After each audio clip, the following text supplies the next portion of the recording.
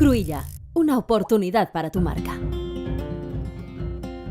En ocasiones, para entender el significado de una frase, solo es necesario analizarla detenidamente.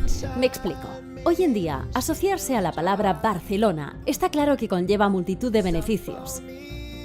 No es casualidad que más de 5.000 empresas internacionales se hayan instalado en la ciudad. Cruïlla es un festival de música. Es obvio que reunir 47.000 personas en torno a una pasión es una oportunidad más que notable de asociarse a los valores del festival.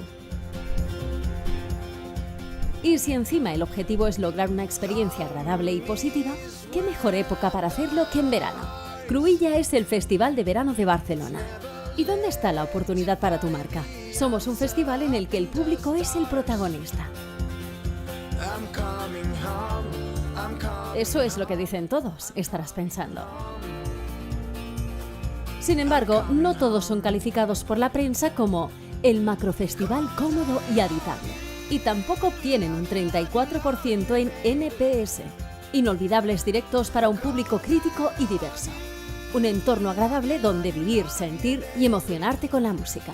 Un festival en el que el 80% de público es de Barcelona y área metropolitana. Todo esto desde un punto de vista estratégico es una oportunidad. Y cuando existe una oportunidad, hay que valorar la posibilidad de invertir. Esto ya es otra cosa, palabras mayores. ¿Invertir en qué? ¿Qué obtengo a cambio? Pongamos un ejemplo. ¿Sabías que el 80% de las imágenes y menciones que se comparten en Cruïlla son de los escenarios? Claro, se trata de un festival de música. Entonces, ¿por qué no invertir en un escenario? Es el mejor sitio para dar visibilidad a una marca. Las marcas que patrocinan escenarios son las más recordadas por el público.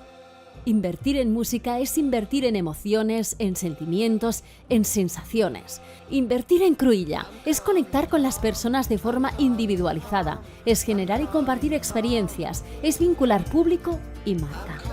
¿Qué tal si volvemos al principio? Cruïlla, el Festival de Verano de Barcelona.